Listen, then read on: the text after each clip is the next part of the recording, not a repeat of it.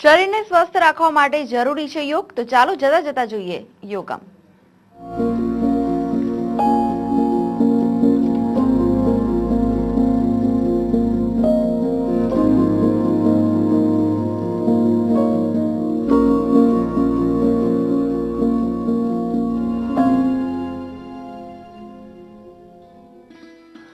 નમસ્કાર, યોગમમાં આપનું સ્વાગત છે। આજે આપણે દંડાસનનો અભ્યાસ કરીશું।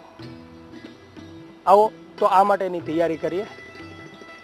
યોગ મેટ કે શેતરંજી પર બંને પગને લંબાવીને સીધા બેસો। બંને પગને ભેગા કરો। પૂરક કરતા કરતા આંતરકુંભકમાં બંને હાથને પાછળ લઈ જાઓ। બંને હથેળીઓ કમરની પાછળ દૂર લઈ જાઓ અને ભૂમિ પર સ્થાપો। છાતીને ઉપર ઉઠાવો, ગરદનને પાછળ લઈ જાઓ। યથાશક્તિ કુંભક કર્યા બાદ મૂળ સ્થિતિમાં પાછા આવો। આ રીતે 5 થી 7 આવૃત્તિનો અભ્યાસ કરો। આવો દંડાસનના લાભ જોઈએ। દંડાસનથી પગ, પીઠ, હાથ, કમરના સ્નાયુઓ સક્ષમ બને છે।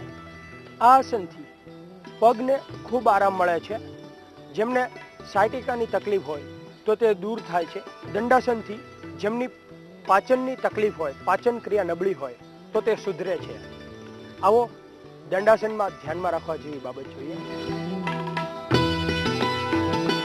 જેમને હાઈ બીપીની, હાઈ બ્લડ પ્રેશરની તકલીફ હોય તેમને આ આસનનો અભ્યાસ ન કરવો।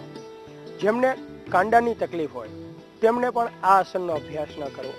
જેમને કમરનો ખૂબ દુખાવો રહેતો હોય તેમને શરૂઆતમાં અભ્યાસ ન કરો, પરંતુ અભ્યાસ વધ્યા બાદ આ આસનનો અભ્યાસ કરવો। આપણે ભક્તિ કરીએ છીએ, પરંતુ ભક્તિનું મહત્વ સમજતા નથી, પરંતુ ઈશ્વરના દરબારમાં અને એમની પાસેથી પ્રેરણા અને એમના ગુણ ઉતારવાની બદલે આપણે ભક્તિ પણ ભીખ માંગણ ભક્તિ કરીએ છીએ કે હું આટલા રૂપિયાનું શ્રીફળ ચડાવીશ, હું આટલા રૂપિયાનું છત્ર ચડાવીશ તો તું મારું કામ કરી દેજે।